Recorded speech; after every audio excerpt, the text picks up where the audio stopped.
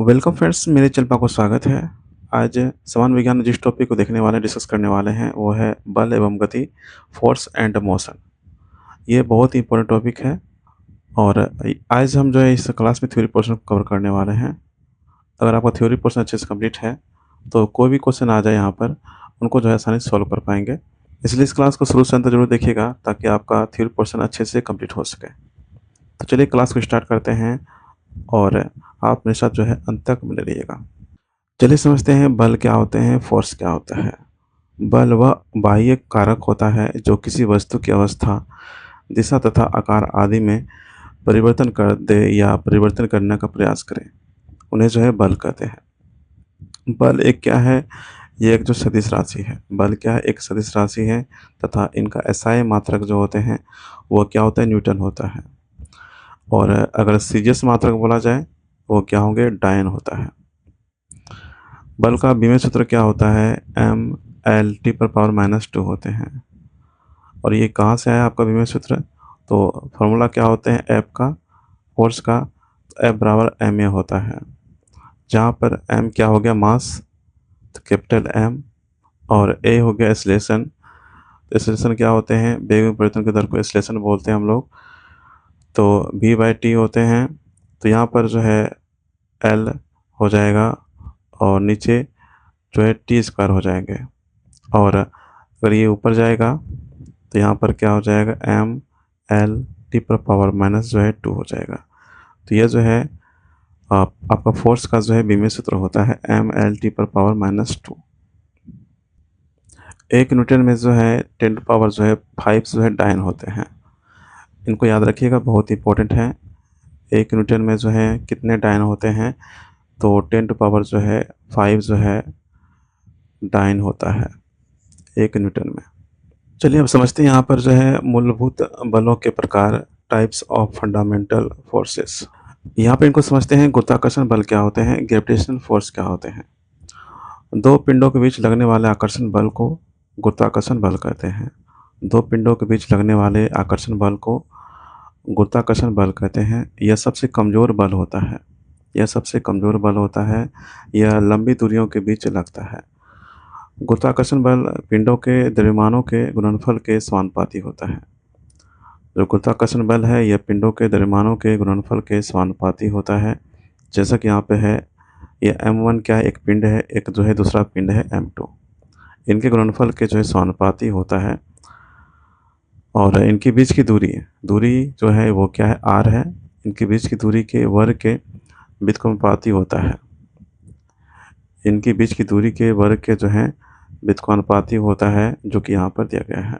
तो यहाँ पर इस समानुपाती को हटाया जाए तो क्या हो जाएगा? F बराबर क्या हो जाएंगे? जी m1 m2 बाय जो आर स्क्वायर हो जाएगा। यहाँ पर जो है ये जी क्या है? यह जो है ग्रेविटेशनल कांस्टेंट है, सार्वभौमिक गुरुत्वाकर्षण स्थिरांक है। और इनका मान कितना होता है कैपिटल जी का? तो 6 पॉइंट जो है 67 मल्टीप्लाई 10 पावर माइनस जो है 11 न्यूटन मीटर स्क्वायर पर केजी स्क्वायर होता है। इनको आप याद रखिएगा। ये फॉर्मूला जो है बहुत इंपॉर्टेंट है, इनको जो है याद रखिएगा, ये एग्ज़ाम में जो है आपको काम आएंगे। सेकेंड में है विद्युत चुंबकीय बल। विद्युत चुंबकीय बल इलेक्ट्रोमैग्नेटिक फोर्स। यह दो बिंदु आवेशों एवं छोटी दूरियों के बीच लगने वाला बल है। यह गुरुत्वाकर्षण बल से अधिक मजबूत बल होता है। यह गुरुत्वाकर्षण बल से जो है अधिक जो है मजबूत बल होते हैं। विद्युत चुंबकीय बल आवेशित कणों के बीच लगने वाला बल होता है। यही बल जो है परमाणु और अणु यही बल जो है परमाणुओं और अणुओं को एक साथ जोड़कर रखता है। बिजली हो गया, चुंबकत्व हो गया और प्रकाश जैसी घटनाएं, सभी घटनाएं जो है इसी बल के कारण से होता है। यह जो आकर्षण या प्रतिकर्षण दोनों को हो सकते हैं। यहाँ पर जब समान आवेश होता है तब क्या होगा? एक दूसरे को जो है दूर धकेलेगा। अगर समान आवेश होगा तो वहाँ पर जो है एक दूसरे को दूर धकेलेगा। अगर वही विपरीत आवेश होगा तो वहाँ पर क्या होगा? एक दूसरे को आकर्षित करते हैं। जो यह बल है यह संचार जो है फोटोन के आदान प्रदान से होता है। जब दो आवेशित कण एक दूसरे से के संपर्क में आते हैं तो वे फोटोन का जो है आदान प्रदान करते हैं। यहाँ पर ये जो दिया गया है F समानुपाती Q1 multiply Q2 bye are square, ये जो है कूलम्ब्स का लॉ है, याद रखिएगा। ये क्या है? यह कूलम्ब का लॉ है। यह जो है कूलम्ब का जो है नियम है, कूलम्ब का लॉ है। और F बराबर क्या होते हैं? समानुपाती Q1 मल्टीप्लाई Q2 बाय जो है आर स्क्वायर, जहाँ पर F क्या हो गया आपका? ये आवेश के बीच लगने वाले बल हैं। और यह जो है Q1 और Q2 ये क्या है? ये आवेशों का जो है परिमाण है। और जो R है ये दोनों आवेशों के जो है केंद्र के जो है बीच की दूरी है। जो दो आवेश हैं इनके जो है केंद्रों के बीच की जो है दूरी है। तो ये दूरी है और ये जो है इनके व्युत्क्रमानुपाती होता है। और ये जो है Q1 Q2 ये जो है इनके समानुपाती होता है। तो F बराबर यहाँ पर क्या हो जाएगा?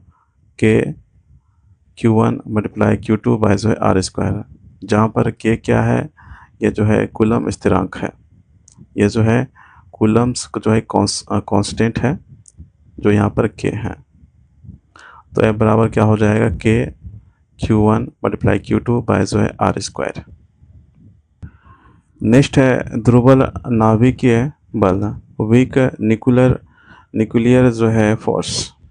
यह बल प्रोटॉन, न्यूट्रॉन आदि कणों के बीच लगता है।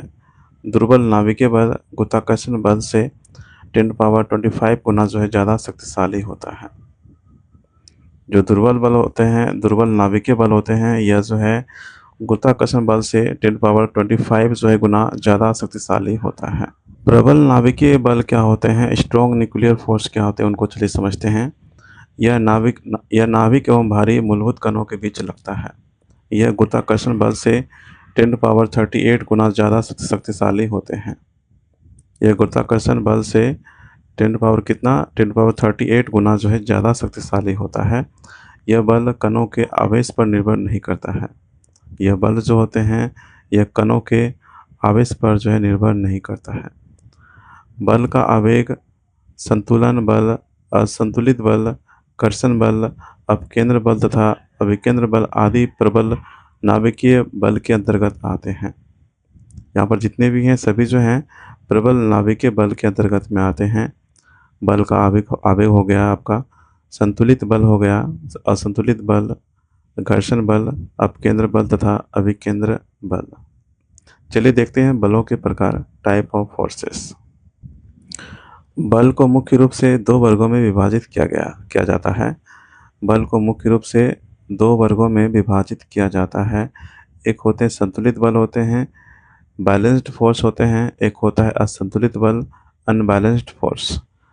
पहले समझते हैं संतुलित बल क्या होते हैं। जब किसी वस्तु पर विपरीत दिशाओं में लगने वाले परिणामी बल शून्य हो। जब किसी वस्तु पर विपरीत दिशाओं में लगने वाले परिणामी बल शून्य हो तो उसे संतुलित बल कहते हैं।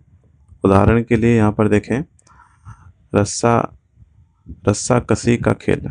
रस्साकसी का खेल जो ये संतुलित बल का जो एग्जाम्पल है, जिसमें दोनों तरफ जो है बराबर टीमें होते हैं। ये बल वस्तु की स्थिति तथा अवस्था में परिवर्तन नहीं करते, बल्कि वस्तु की आकृति में परिवर्तन कर सकते हैं। जो संतुलित बल होते हैं यह बल वस्तु की स्थिति तथा जो है अवस्था में परिवर्तन नहीं करते, बल्कि वस्तु की आकृति में परिवर्तन कर सकते हैं। चलिए अब समझते हैं असंतुलित बल क्या होते हैं, अनबैलेंस्ड जो है फोर्स क्या होते हैं। असंतुलित बल, जब किसी वस्तु पर विपरीत दिशाओं में लगने वाले परिणामी बल शून्य ना हो। जब किसी वस्तु पर विपरीत दिशाओं में लगने वाले परिणामी बल जो है शून्य ना हो तो उसे जो है असंतुलित बल कहते हैं। उन्हें अनबैलेंस्ड जो है फोर्स कहते हैं। उदाहरण के लिए फर्श पर लुढ़कती हुई गेंद। फर्श पर लुढ़कती हुई गेंद यह असंतुलित बल के एग्जाम्पल हैं। कार को धक्का देना ये जो है असंतुलित बल के एग्जाम्पल हैं। फर्श पर लुढ़कती हुई गेंद, कार को धक्का देना। यह बल जो है वस्तु की गति की दिशा अथवा चाल में परिवर्तन करते हैं। यह बल जो होते हैं असंतुलित बल, यह वस्तु की गति की दिशा अथवा जो है चाल में परिवर्तन करते हैं, वस्तु की आकृति तथा आकार में परिवर्तन नहीं कर पाते हैं। चलिए यहाँ पर समझते हैं जड़त्व क्या होता है, इनर्शिया क्या होते हैं। जड़त्व किसी पदार्थ का वह गुण है जिसके कारण वह अपनी अवस्था में होने वाले परिवर्तन का विरोध करता है। जड़त्व क्या होते हैं? किसी पदार्थ का वह गुण है जिसके कारण जो है वह अपनी अवस्था में होने वाले परिवर्तन का विरोध करता है। उदाहरण के लिए चलती गाड़ी से अचानक उतरने पर यात्री गिर जाते हैं। चलती गाड़ी से अचानक उतरने पर यात्री क्या होते हैं? गिर जाते हैं। ये जड़त्व का जो है एग्जाम्पल है। जड़त्व जो है 3 प्रकार के होते हैं। एक होता है विराम का जड़त्व, एक होता है गति का जड़त्व, एक होता है दिशा का जड़त्व। चलिए सबसे पहले विराम का जड़त्व को समझते हैं। Inertia of rest. विराम का जड़त्व इनर्शिया ऑफ रेस्ट किसी वस्तु का वह गुण जिसके कारण वह अपनी विराम अवस्था में होने वाले परिवर्तन का विरोध करती है। किसी वस्तु का वह गुण जिसके कारण वह अपनी विराम अवस्था में होने वाले परिवर्तन का विरोध करती है। अर्थात यदि कोई पिंड विराम अवस्था में है तो वह सदैव विराम अवस्था में ही रहना चाहता है एवं गति का विरोध करता है। तो ये हो जाते हैं विराम का जड़त्व इनर्शिया ऑफ रेस्ट होते हैं। एग्जाम्पल में है अचानक गाड़ी चलने पर हम पीछे की ओर गिर जाते हैं। यह जो है विराम का जड़त्व का एग्जाम्पल है। याद रखिएगा, अचानक गाड़ी चलने पर हम क्या होते हैं? पीछे की ओर गिर जाते हैं। नेक्स्ट है गति का जड़त्व इनर्शिया ऑफ मोशन। किसी वस्तु का वह गुण जिसके कारण वह अपनी गतिज अवस्था में होने वाले परिवर्तन का विरोध करता है। किसी वस्तु का वह गुण जिसके कारण वह अपनी गतिज अवस्था में होने वाले परिवर्तन का विरोध करता है। एग्जाम्पल में है चलती हुई गाड़ी में अचानक ब्रेक लगने पर हम आगे की ओर झुक जाते हैं। तो यह जो है गति का जड़त्व का जो है एग्जाम्पल है, इनर्शिया ऑफ मोशन है। जब हम चलती हुई गाड़ी होती है और अचानक जब ब्रेक लगता है तो हम क्या होते हैं? आगे की ओर झुक जाते हैं। तो ये क्या हो जाएंगे? इनर्शिया ऑफ मोशन होता है। नेक्स्ट समझते हैं दिशा का जड़त्व क्या होता है। Inertia of direction. Inertia of direction किसी वस्तु का वह गुण जिसके कारण वह अपनी दिशा में होने वाले परिवर्तन का विरोध करता है। किसी वस्तु का वह गुण जिसके कारण वह अपनी दिशा में होने वाले परिवर्तन का विरोध करता है। तो यह जो है दिशा का जड़त्व होता है, inertia of motion inertia of direction कहते हैं। उदाहरण के लिए एक इलेक्ट्रॉन दूसरे इलेक्ट्रॉन से टकराकर अपनी गति की दिशा में परिवर्तन करता है। एक इलेक्ट्रॉन दूसरे इलेक्ट्रॉन से टकराकर अपनी गति की दिशा में परिवर्तन करता है, अन्यथा वे एक ही दिशा में गति करते रहेंगे। तो ये हो जाएगा आपका इनर्शिया ऑफ डायरेक्शन। नेक्स्ट अब समझते हैं न्यूटन की गति के नियम, जो कि एग्जाम में पूछा जाता है यहाँ sir. Newton's law of motion. Newton के गति के नियम, Newton's law of motion, sir Isaac Newton का एक पुस्तक है प्रिंसिपिया। इनमें इन्होंने जो है गति के नियम को प्रतिपादित किया था।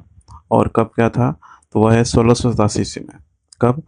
1687 ईस्वी में इन्होंने गति के नियम को अपनी पुस्तक प्रिंसिपिया में इन्होंने जो है प्रतिपादित किया था।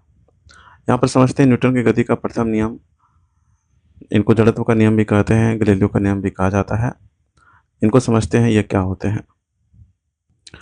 न्यूटन की गति का प्रथम नियम क्या कहता है? इस नियम के अनुसार यदि कोई वस्तु विराम अवस्था में है तो वह विराम अवस्था में ही रहेगी।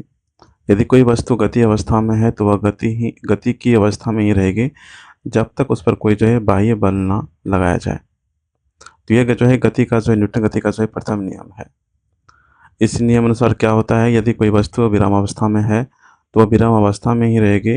यदि कोई वस्तु गति अवस्था में है तो वह गति अवस्था में ही रहेगी जब तक उस पर जो है कोई बाह्य बल ना लगाया जाए। चलिए एग्जाम्पल को देखते हैं।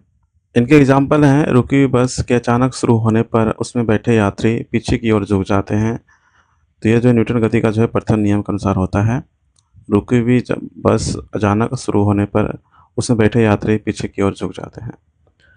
नेक्स्ट है दूसरा है आपका चलती हुई बस के अचानक ठहर जाने पर उसमें बैठे यात्री आगे की ओर झुक जाते हैं। नेक्स्ट है पेड़ की टहनियों को हिलाने पर उस पर लगे फल जो है टूटकर नीचे ज़मीन पर गिरते हैं। यह भी जो है गति का जो है ये प्रथम नियम का एग्जाम्पल है।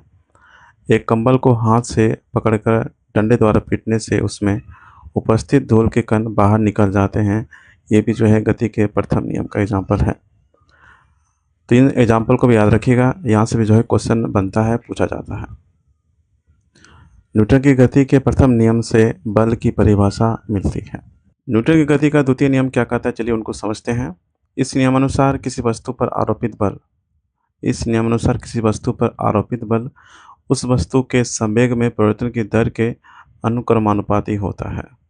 अतः बल फोर्स जो है वो अनुक्रमानुपाती हो जाएंगे संवेग में परिवर्तन की दर। संवेग में परिवर्तन की दर क्या होता है, तो delta by delta P by जो है डेल्टा टी।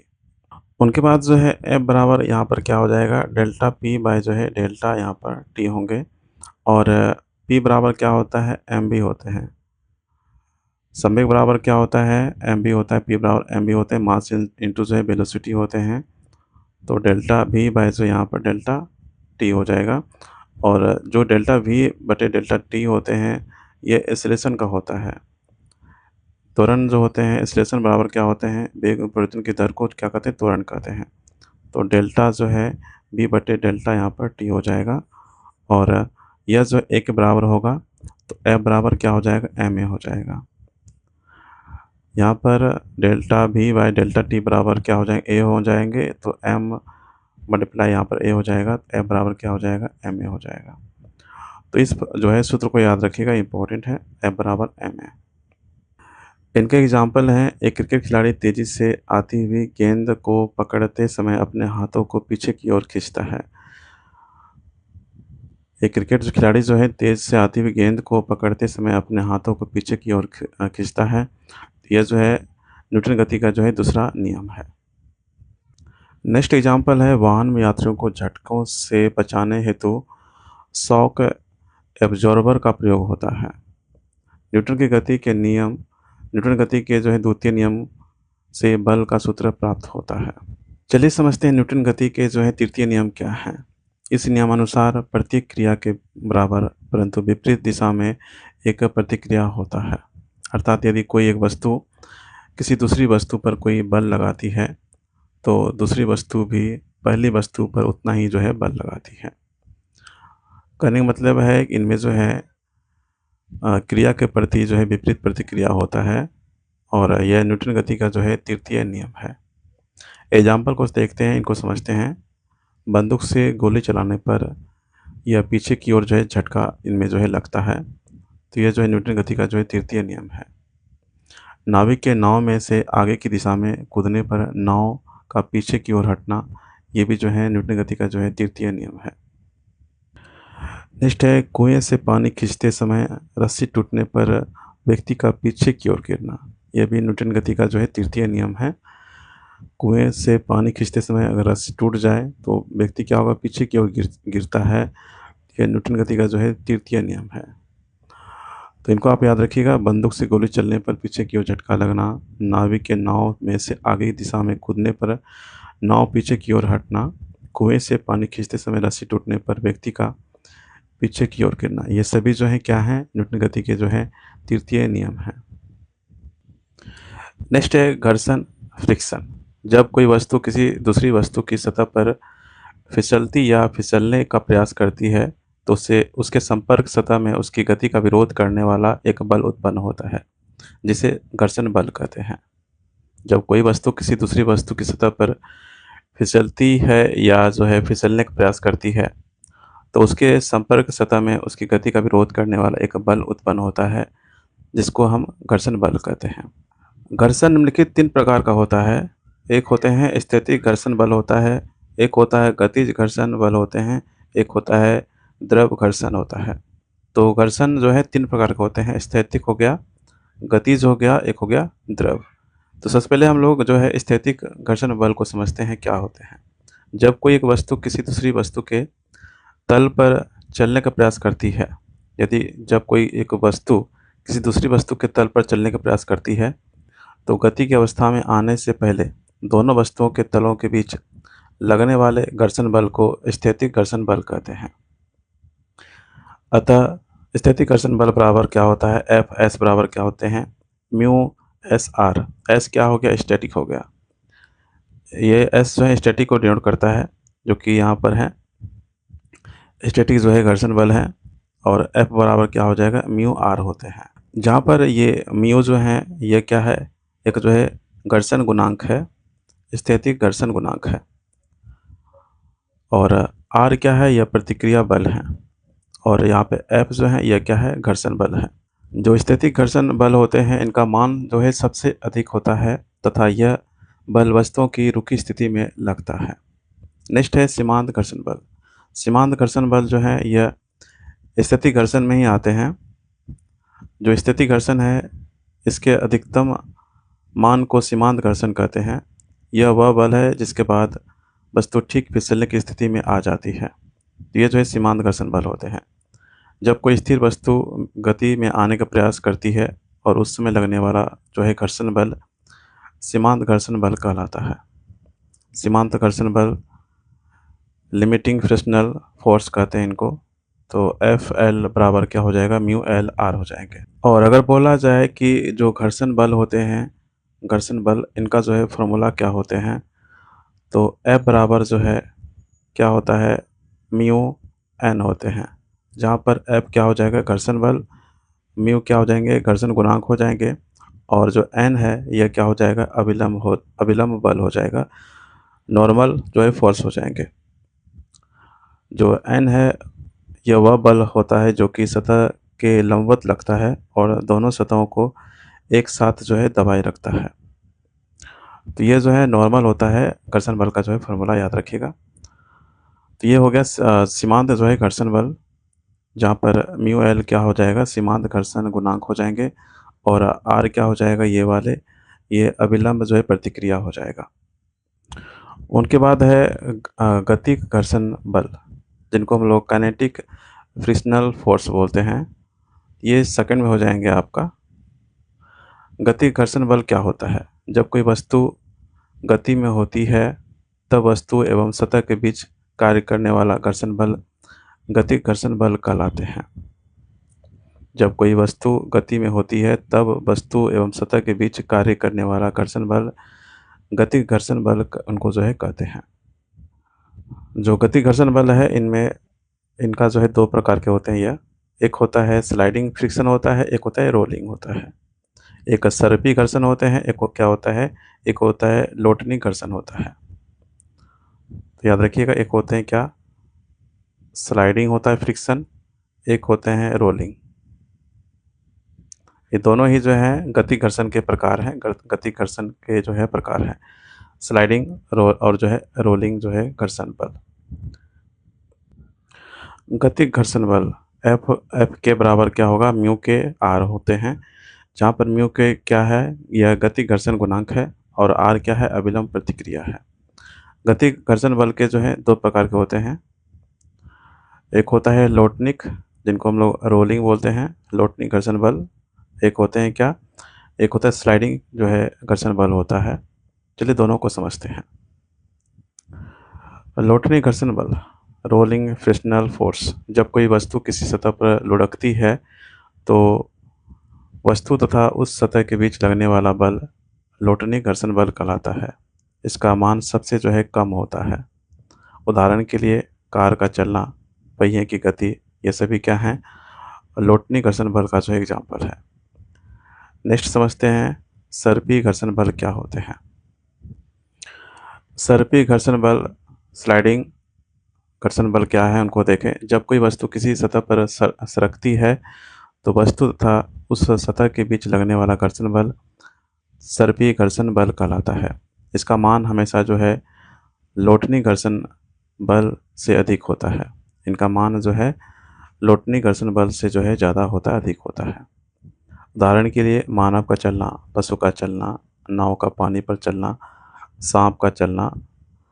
तो यहाँ पे इनको याद रखिएगा, सर्पी घर्षण बोला जाए तो इनको याद रखिएगा सांप, सर्प। तो इस तरह जो है आपको याद रहेगा, यह जो है सर्पी घर्षण बल का एग्जाम्पल है। और तीसरा में होता है, थर्ड में होते हैं द्रव घर्षण होता है, जिनको फ्लूइड फ्रिक्शन बोलते हैं। द्रव घर्षण, इनको इंग्लिश में बोलते हैं फ्लूइड फ्रिक्शन बोलते हैं। द्रव घर्षण क्या होता है, जब कोई ठोस वस्तु किसी द्रव या गैस में गति करती है तो द्रव की परतों के बीच और वस्तु व द्रव के बीच एक जो है विरोधी बल जो है कार्य करता है, उसे ही जो है द्रव घर्षण कहते हैं। तो ये द्रव घर्षण हो जाएगा। चलिए समझते हैं यहाँ पर घर्षण की आवश्यकता क्या है। घर्षण के बिना चलना संभव नहीं है। घर्षण के बिना मशीनें कार्य नहीं करेंगी। घर्षण के बिना लिखना संभव नहीं है। मकान के निर्माण में भी संभव नहीं है। वाहन रुक पाते हैं, यह घर्षण के कारण ही होता है। घर्षण की हानियाँ क्या है उनको देखें। घर्षण की हानियाँ, घर्षण से ऊर्जा का क्षय होता है। घर्षण से ऊर्जा का क्षय होता है। वाहनों के टायर घिस जाते हैं। मशीनों के पुर्जे घिस जाते हैं। घर्षण को कम करने का विधियाँ क्या क्या उनको देखें। घर्षण को कम करने के लिए स्नेक द्वारा जो है इनको कम किया जा सकता है। बॉल बियरिंग के द्वारा जो है इनको कम किया जा सकता है। पॉलिश के द्वारा जो है कम किया जा सकता है घर्षण को। चलिए समझते हैं संवेग क्या होते हैं, मोमेंटम क्या होते हैं। द्रव्यमान तथा वेग के गुणनफल को संवेग कहते हैं। P बराबर क्या होता है, mv होते हैं, जहाँ पर m क्या है, मास है, द्रव्यमान है, और v क्या है, वेग है। तो द्रव्यमान तथा वेग के गुणनफल को संवेग कहते हैं। इसे P से व्यक्त करते हैं। जो संवेग होता है इनको P से जो है व्यक्त करते हैं। अर्थात संवेग बराबर क्या होगा, द्रव्यमान गुना वेग होंगे। और द्रव्यमान गुना वेग है तो इनका जो मात्रक क्या हो जाएगा, द्रव्यमान का क्या होता है, kg हो जाएगा। और वेग बराबर क्या होता है, विस्थापन बटे समय होता है। तो यहाँ पर m बटे जो है s हो जाएंगे, kg/m/s। राशि क्या होता है, जो संवेग है ये जो है सदिश राशि है। यह क्या है, सदिश राशि है। और इनका विमेय सूत्र क्या होगा, तो m हो जाएगा l और t पर पावर जो है -1। यहाँ पर m हो जाएगा तो मास है, उनके बाद m है यहाँ पर l, और यह ऊपर जाएगा तो t माइनस जो है 1 हो जाएंगे। तो इनका जो विमेय सूत्र होगा वह ये वाले हो जाएंगे, ml t पर पावर -1। नेक्स्ट समझते हैं यहाँ पर संवेग तथा गतिज ऊर्जा में संबंध, relation between momentum and kinetic energy. इनका जो है काइनेटिक एनर्जी का फॉर्मूला क्या होता है, ½ mv² होते हैं, ½ mv²। और यहाँ पर जो है हम ये ½ mv² है, और यहाँ पर हम m/m इस तरह से जो है इनको गुना कर सकते हैं। तो k बराबर क्या हो जाएगा, ½ mv² मल्टीप्लाई m/m। अगर यहाँ पर इनको स्क्वायर किया जाए तो हाफ और यहाँ पर m² हो जाएंगे, और यहाँ पे v² और नीचे m। तो p का क्या होता है, जो मोमेंटम होते हैं p बराबर क्या होता है, mv होता है। और यहाँ पे mv आपके हैं, तो यहाँ पे क्या हो जाएगा, हाफ, और ये यहाँ पर p² हो जाएगा बटे m हो जाएंगे। तो इस तरह से जो है k बराबर कितना हो जाएगा, p² बटे 2m हो जाएगा, और ये आ जाएंगे। तो ये जो है संवेग था, जो है गतिज ऊर्जा के बीच में जो है संबंध था। तो k बराबर क्या हो जाएगा, p² बटे 2m हो जाएंगे। चलिए अब समझते हैं आवेग क्या होते हैं, इम्पल्स क्या होते हैं। बल तथा समय के गुणनफल को आवेग कहते हैं। बल तथा समय के गुणनफल को क्या कहते हैं, आवेग कहते हैं। और इनका मात्रक क्या होगा, वह है kg/s होता है। और ये जो आवेग है ये क्या है, एक सदिश राशि है। और इनका विमेय सूत्र क्या होते हैं, ml t पर पावर -1 होता है। नेक्स्ट समझते हैं संवेग संरक्षण का सिद्धांत क्या है। संवेग संरक्षण का सिद्धांत, law of conservation of momentum. इस नियमानुसार यदि किसी निकाय पर कोई बाह्य बल न लगाया जाए तो उस निकाय का कुल संवेग नियत रहता है। जैसे रॉकेट का उड़ना, यह जो है संवेग संरक्षण सिद्धांत पर जो है आधारित है। रॉकेट का उड़ना जो है ये संवेग संरक्षण के सिद्धांत पर जो है आधारित है। इनको आप याद रखिएगा। नेक्स्ट देखते हैं अभिकेंद्रीय बल, सेंट्रीपेटल फोर्स क्या होते हैं। नेक्स्ट समझते हैं अभिकेंद्रीय बल क्या होते हैं, सेंट्रीपेटल फोर्स क्या होते हैं। किसी वृत्त पथ पर गति करता हुआ ऐसा बल जिसकी दिशा सदैव जो है केंद्र की ओर होती है, उसे अभिकेंद्रीय बल कहलाता है। किसी वृत्त पथ पर गति करता हुआ ऐसा बल जिसकी दिशा जो है सदैव केंद्र की ओर होता है, तो वह अभिकेंद्रीय बल कहलाता है। देखिए दो बल होते हैं, एक होता है अभिकेंद्रीय बल हो गया, एक हो गया अपकेंद्रीय बल। दोनों में अंतर है। जो अभिकेंद्रीय बल होते हैं इनका जो है दिशा होता है वो हमेशा जो है केंद्र की ओर होता है, जो अभिकेंद्रीय बल होता है। और जो अपकेंद्रीय बल होता है उनका दिशा जो है हमेशा केंद्र से बाहर की ओर होता है वो अपकेंद्रीय बल हो जाएगा। यदि m जो है द्रव्यमान है की वस्तु है भी वेग से गति कर रही है, तब अभिकेंद्रीय बल क्या होगा, F बराबर जो है mv² बाय जो है r होंगे। F बराबर क्या होगा, mv² बाय जो है r होगा। यहाँ पर जो है F क्या है, यह अभिकेंद्रीय बल है, और m क्या है, यह वस्तु का जो है द्रव्यमान है, मास है, और v जो है ये क्या है, वेग है, और r क्या है, यह वृत्ताकार पथ की जो है त्रिज्या है। चलिए इनके एग्जाम्पल को देखते हैं। एग्जाम्पल में है सूर्य के चारों ओर परिक्रमण करने वाले ग्रहों के बीच अभिकेंद्रीय बल जो है लगता है। सूर्य के चारों ओर परिक्रमण करने वाले ग्रहों के बीच अभिकेंद्र बल लगता है। इनको याद रखिएगा, इंपॉर्टेंट है। ये अभिकेंद्र बल के एग्जाम्पल हैं। सेकंड में है जब कोई बस सड़क के किसी मोड़ पर मुड़ती है तो मुड़ने के लिए आवश्यक अभिकेंद्र बल टायरों तथा सड़क के बीच ही लगने वाले घर्षण बल से प्राप्त होता है। तो इनको याद रखिएगा, इंपॉर्टेंट है। और एक एग्जाम्पल होते हैं, जैसे डोरी से कोई बंधा पत्थर है। जब एक पत्थर को डोरी से बांधकर घुमाया जाता है तो डोरी में जो उत्पन्न तनाव बल होते हैं वो अभिकेंद्रीय बल प्रदान करता है, जिससे पत्थर जो है वृत्ताकार पथ में जो है घूमता है। ये भी जो है अभिकेंद्रीय बल के जो है एग्जाम्पल हैं। अब समझते हैं हम लोग अपकेंद्रीय बल क्या होते हैं, सेंट्रीफ्यूगल जो है फोर्स क्या होते हैं। अपकेंद्रीय बल, यदि कोई वस्तु किसी वृत्ताकार मार्ग पर गति करती है तो वृत्तीय मार्ग के केंद्र के विपरीत दिशा में एक बल लगता है जो कि क्या होता है, अपकेंद्रीय बल होता है। जब कोई वस्तु किसी वृत्ताकार मार्ग पर गति करती है तो वृत्तीय मार्ग के केंद्र के विपरीत दिशा में, मतलब बाहर की दिशा में एक बल लगता है जो कि अपकेंद्रीय बल कहलाता है। इनके एग्जाम्पल है, उदाहरण है वॉशिंग मशीन, कपड़े सुखाने वाली मशीन जो होती है। उनके बाद है दूध से मक्खन निकालने वाली मशीन। ये सभी जो हैं अपकेंद्रीय बल के जो है एग्जाम्पल हैं। अब समझते हैं मोशन, गति को समझते हैं। प्रकृति में सभी वस्तुएं या तो विराम अवस्था में होती है या तो गति की अवस्था में होती है। यदि किसी वस्तु की स्थिति में समय के साथ कोई परिवर्तन नहीं होता है तो यह वस्तु की विराम अवस्था कहलाती है। यदि कोई वस्तु की स्थिति में समय के साथ कोई परिवर्तन नहीं होता है तो यह वस्तु की जो है विराम अवस्था कहलाती है। उदाहरण के लिए जैसे हो गया मकान, हो गया फर्नीचर, हो गया पेड़ पौधे, ये सभी क्या है, विराम अवस्था में है। यदि किसी वस्तु की स्थिति में समय के साथ परिवर्तन होता है तो यह वस्तु की गति की अवस्था कहलाती है। जैसे चलती हुई जो है कार, दौड़ता हुआ लड़का, ये सभी जो है गति की अवस्था का जो एग्जाम्पल है। गति के प्रकार, टाइप्स ऑफ मोशन। विमीय आधार पर गति निम्नलिखित जो है 3 प्रकार की होती है। एक होता है एक विमीय गति होता है, एक होता है द्विविमीय गति होते हैं, एक होता है त्रिविमीय गति। तो ये जो है 3 प्रकार की जो है गति होती है। पथ के आधार पर गति निम्नलिखित प्रकार की होती है। फर्स्ट में है स्थानांतरीय गति।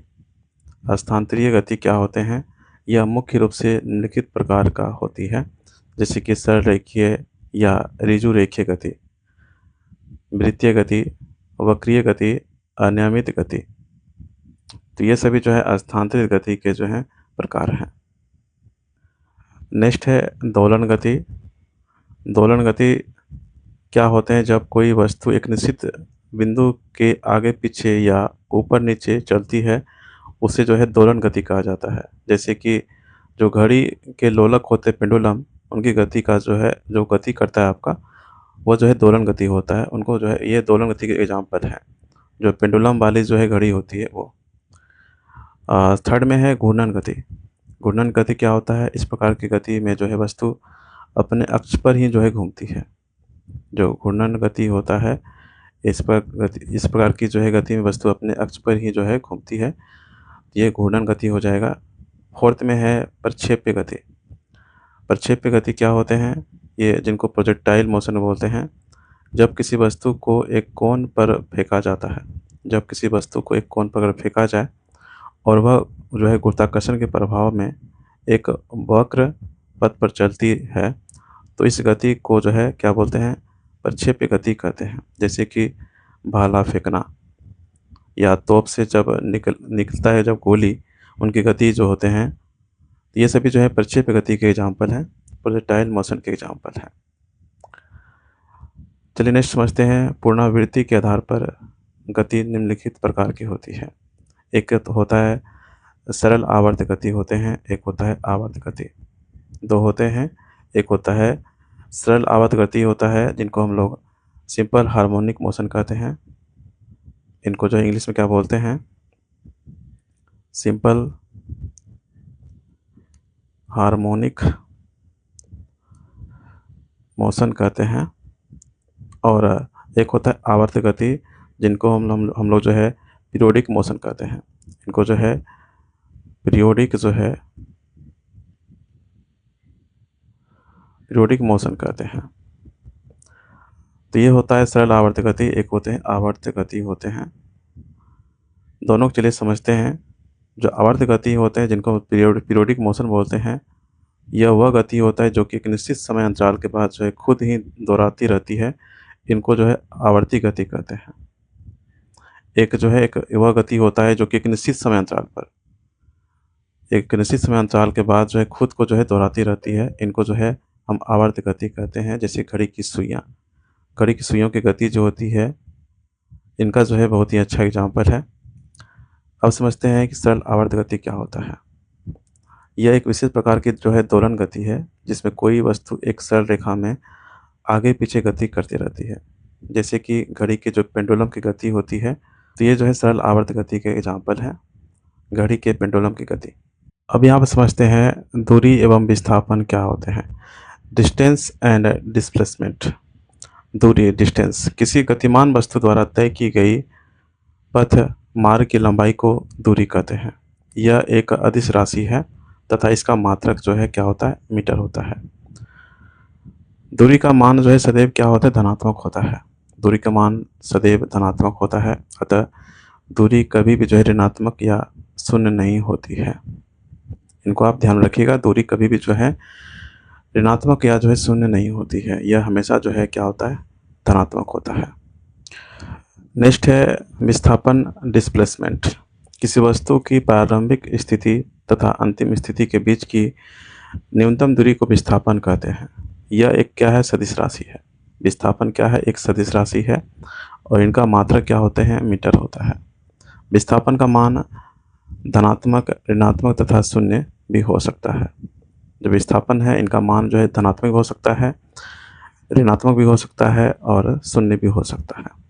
चलिए अब समझते हैं चाल एवं वेग, स्पीड एंड वेलोसिटी।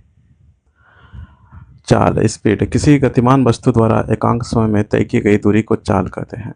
किसी गतिमान वस्तु द्वारा एकांक समय में तय की गई दूरी को चाल कहते हैं। यह एक अदिश राशि है तथा इसका मात्रक मीटर पर सेकेंड होता है। चाल ऋणात्मक या शून्य नहीं होती है। चाल जो होते हैं ये ऋणात्मक या शून्य नहीं होता है, यह हमेशा क्या होता है, धनात्मक होता है।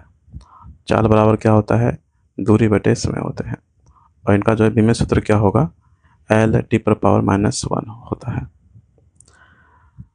L क्या हो गया, दूरी हो जाएंगे और समय क्या हो जाएगा, t हो जाएगा।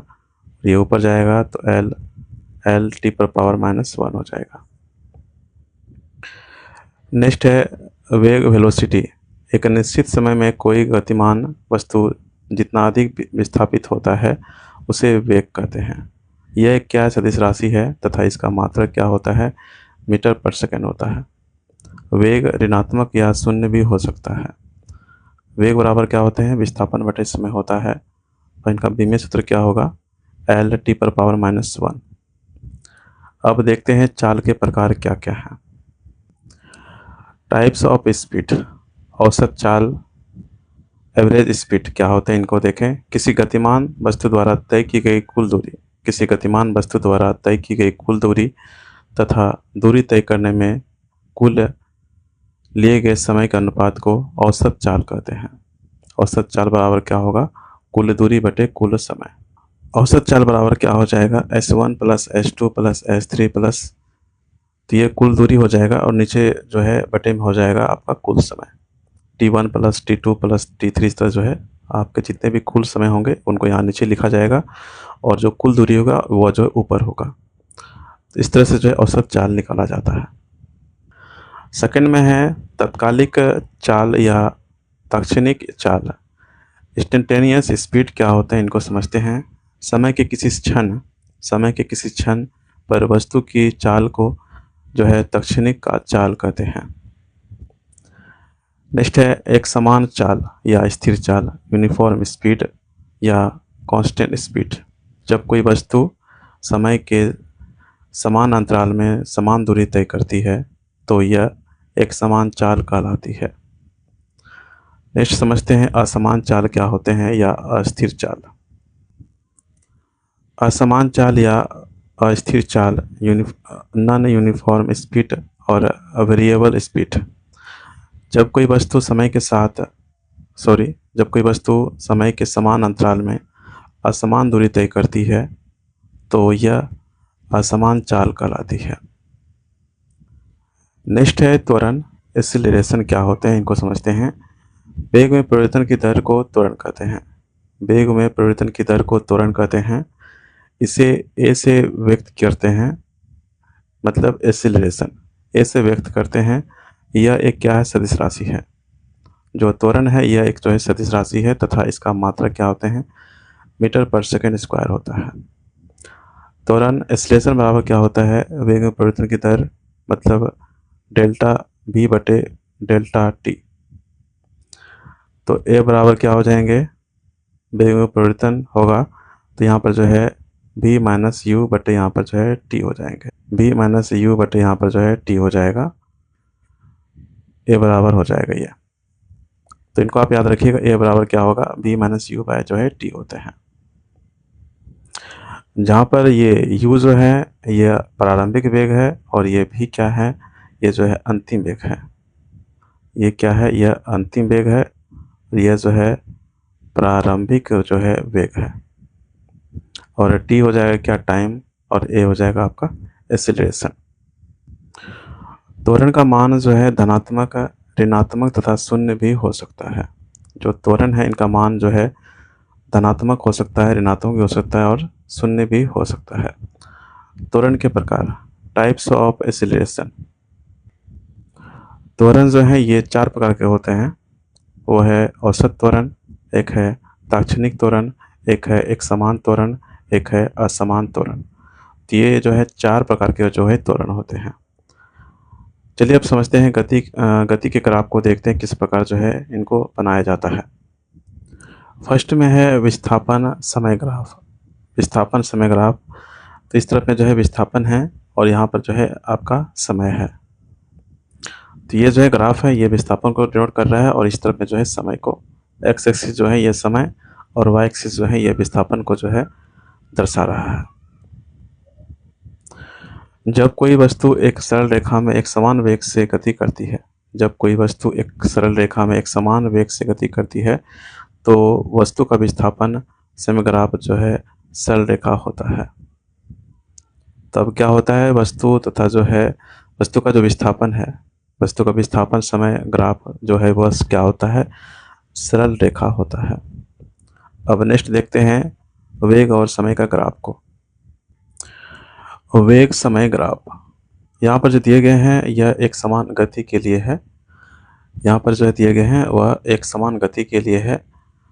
तो ये वाले जो चल रहा है यहाँ पे P से Q, ये जो है एक समान गति है, एक समान जो है वेग है, गति है। तो यहाँ पर जब कोई वस्तु एक समान वेग से चलता है तो जो है समय के साथ उसके वेग में कोई परिवर्तन नहीं होता है। जब कोई वस्तु एक समान वेग से चलता है तो उनके जो है समय के साथ उनके वेग में जो है कोई परिवर्तन नहीं होता है। इस स्थिति में जो है जो ग्राफ होते हैं वह जो है समय अक्ष जो होते हैं, जैसे कि यहाँ पे यह समय अक्ष है, इनके जो है क्या होते हैं, समानांतर जो है सीधी रेखा में होता है और इनका जो ढलान होता है वो क्या होता है, शून्य होता है। अर्थात जो त्वरण होते हैं वो क्या होगा, शून्य होगा। जब कोई वस्तु एक समान गति करती है तो उसका वेग जो होते हैं वह क्या होता है, नियत होता है। अब समझते हैं यहाँ पर जो है एक समान त्वरित गति के लिए क्या होते हैं। एक समान त्वरित गति के लिए क्या होते हैं। एक समान त्वरित गति के लिए क्या होंगे, जब देखिए वस्तु एक समान जो है त्वरण से गति करता है, गतिमान है। जब कोई वस्तु एक समान त्वरण से गतिमान है तो जो ग्राफ होगा वह जो है सीधी रेखा होती है। जो ग्राफ होती है इनका जो है रेखा जो होता है वह सीधी रेखा होती है, जैसे कि यहाँ पे आपको दिख रहा होगा यह सीधी रेखा में है। तो ग्राफ एक जो है सीधा रेखा होता है जिसका एक निश्चित जो है ढलान होता है। यदि ढलान धनात्मक है तो ये जो वेग है, अगर ढलान अगर धनात्मक रहेगा तो ये वेग क्या होगा, यह बढ़ता है। अगर ढलान जो है ऋणात्मक होगा तो वेग क्या होगा, घटेगा। इनको आप याद रखिएगा। अगर ढलान अगर धनात्मक है तो वेग क्या होगा, बढ़ेगा। अगर ढलान अगर ऋणात्मक है तो वेग क्या होगा, घटेगा। जब कोई वस्तु एक समान त्वरण से एक सरल रेखा में गति करती है तो उसका वेग जो है, वेग समय ग्राफ भी जो है एक सरल रेखा में होता है। चलिए अब देखते हैं गति के समीकरण, इक्वेशंस ऑफ मोशन। सर्वप्रथम गैलीलियो ने एक सरल रेखा में गति करती हुई वस्तु के विषय में दूरी, वेग, समय एवं त्वरण के पारस्परिक संबंधों को निम्नलिखित 3 समीकरणों के द्वारा जो है दर्शाया था। तो वो 3 समीकरण कौन कौन से हैं। पहला समीकरण है v बराबर u प्लस ए टी, दूसरा समीकरण है s बराबर U T plus half A T square, और जो है तीसरा समीकरण क्या है, v स्क्वायर बराबर यू स्क्वायर प्लस 2as। यहाँ पर जो u है ये क्या है, ये प्रारंभिक जो है वेग है, इनिशियल वेलोसिटी है। जो यहाँ पर u है यह एक जो है, इनको जो है इनिशियल वेलोसिटी कहते हैं, इनिशियल जो है वेलोसिटी कहते हैं। और यहाँ पर जो है v है, ये क्या होगा, ये अंतिम जो है वेग होंगे। ये फाइनल वेलोसिटी इनको कहते हैं। इनको ये जो है क्या होगा, ये फाइनल जो है वेलोसिटी होगा। और जो यहाँ पर s है ये क्या हो जाएगा, यह विस्थापन हो जाएगा, तय की गई दूरी या विस्थापन। और यहाँ पर a जो है ये क्या हो जाएगा, एक त्वरण हो जाएगा, एक्सेलरेशन हो जाएगा, यूनिफॉर्म जो है एक्सेलरेशन हो जाएंगे a। और यहाँ पर t क्या है, यह समय है, टाइम है। तो इन सबको जो है ध्यान रखिएगा और ये समीकरण को याद रखिएगा। पहला समीकरण क्या है, v बराबर u प्लस ए टी, दूसरा समीकरण क्या है, s बराबर U T plus half A T square, और जो तीसरा समीकरण वो क्या है, v स्क्वायर बराबर you square plus 2as। Next है प्रक्षेप्य गति, प्रोजेक्टाइल मोशन क्या होता है उनको देखें। यदि एक वस्तु को क्षैतिज से किसी कोण पर ऊर्ध्वाधर दिशा में प्रक्षेपित किया जाए तो इस वस्तु की गति का पथ परवलयाकार होता है। यह प्रक्षेप्य गति का कहलाता है। यह जो है प्रक्षेप्य गति कहलाता है, प्रोजेक्टाइल मोशन कहलाता है। एग्जाम्पल है, भाला फेंकने पर भाले की गति, छक्का लगाने पर नीचे आती बॉल की गति। ये दोनों ही जो हैं प्रोजेक्टाइल मोशन के एग्जाम्पल हैं। यहाँ पर जो है प्रोजेक्टाइल के लिए जो है प्रोजेक्टाइल में फॉर्मूला है, इनको आप याद रखिएगा, बहुत इंपॉर्टेंट है। अगर अधिकतम ऊंचाई निकालना है, मैक्सिमम हाइट निकालनी है, यह प्रक्षेप्य द्वारा जो है प्राप्त की गई अधिकतम और ज़्यादा ऊंचाई होती है, उनको निकालना है तो h बराबर क्या होते हैं, you square sine square theta बटे जो है 2g होता है। You square sine square theta बटे जो है 2g। अगर प्रास निकालना है, रेंज निकालनी है तो r बराबर क्या हो जाएगा, you square sine 2 theta by जो है g। और अगर अधिकतम प्रास निकालना है तो थीटा बराबर क्या होंगे, 45 डिग्री अगर होगा तो यहाँ पर r मैक्सिमम कितना हो जाएगा, अगर 45 है तो यू स्क्वायर साइन यहाँ पर 2 थीटा है तो यहाँ पर जो है 90 डिग्री हो जाएगा बटे यहाँ पर g हो जाएगा। और 90 डिग्री साइन 90 डिग्री का मान कितना होता है, तो 1 होता है, तो यहाँ पर यू स्क्वायर बटे यहाँ पर g हो जाएंगे। तो r मैक्सिमम बराबर क्या हो जाएगा, यू स्क्वायर बटे यहाँ पर जो है g हो जाएगा।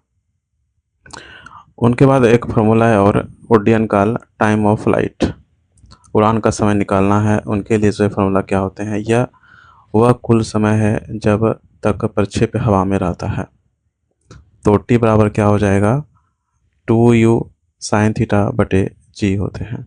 क्या होता है, 2u sin थीटा बटे यहाँ पर जो है जी होगा। तो इनको याद रखिएगा। अब समझते हैं वृत्तीय गति क्या होते हैं, सर्कुलर जो है मोशन क्या होता है। यदि कोई वस्तु किसी वृत्ताकार मार्ग पर गति कर रही है तो उस गति को वृत्तीय गति कहते हैं। एक समान वृत्तीय गति क्या होता है, ऐसी वृत्तीय गति जिसमें वस्तु की गति जो है एक समान रहती है।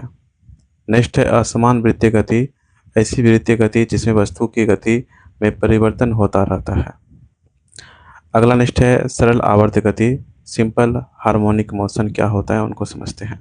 जब कोई वस्तु एक निश्चित समयांतराल पर निश्चित पथ पर बार बार गति को दोहराती है तो यह गति जो है सरल आवर्त गति कहलाती है। जैसे घड़ी के लोलक द्वारा की गई गति, घड़ी के लोलक द्वारा जो है की गई गति, यह जो है सरल आवर्त गति के एग्जाम्पल है।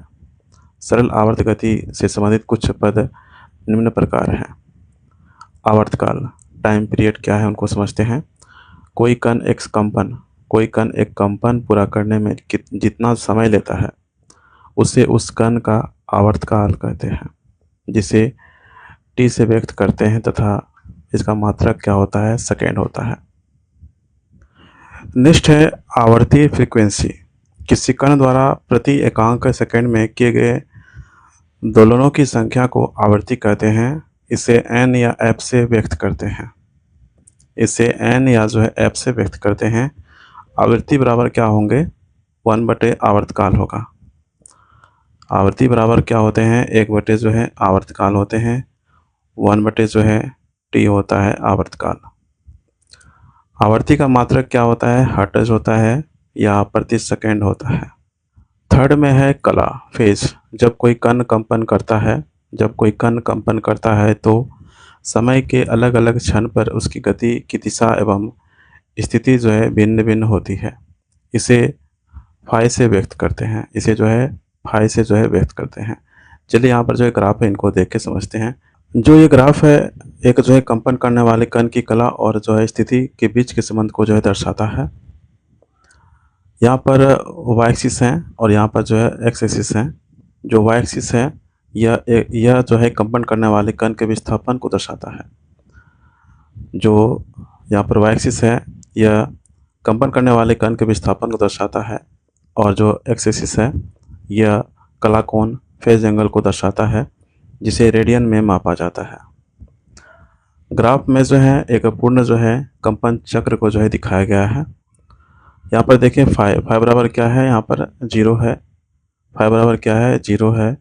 तो यह जो है कण अपनी मध्य स्थिति पर है। अगर फाई बराबर अगर 0 है तो जो कण है वो क्या है, मीन पोजीशन पर है।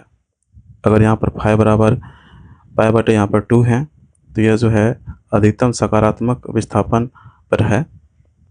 अगर यहाँ पर देखें तो ये ग्राफ जो है नीचे आया हुआ है और यहाँ पर क्या है, फाई बराबर क्या है, 3 पाई बटे यहाँ पर 2 है। तो यह जो है अपने अधिकतम नकारात्मक विस्थापन पर है।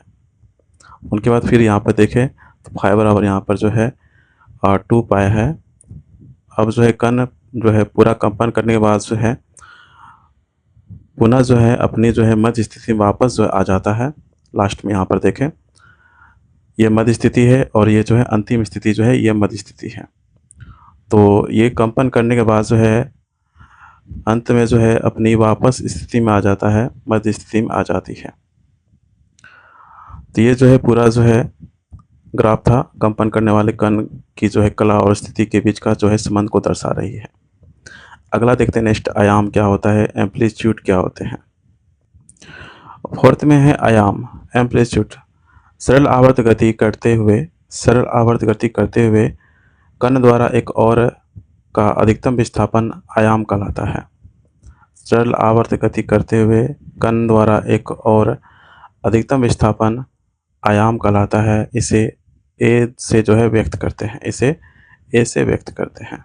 आज हम लोगों ने इतने शानदार तरीके से बल एवं गति, फोर्स एंड मोशन टॉपिक को कवर किए। अगर आप वीडियो में अंत तक बने हुए हैं, अगर आज का क्लास अच्छा लगता है आपको तो एक लाइक ज़रूर करके जाइएगा। इस क्लास में बस इतना ही था। मिलते हैं नेक्स्ट वीडियो में नेक्स्ट टॉपिक के साथ में। इस क्लास का रिवीजन करते रहिएगा ज़रूर। Thank you, have a nice day and take care.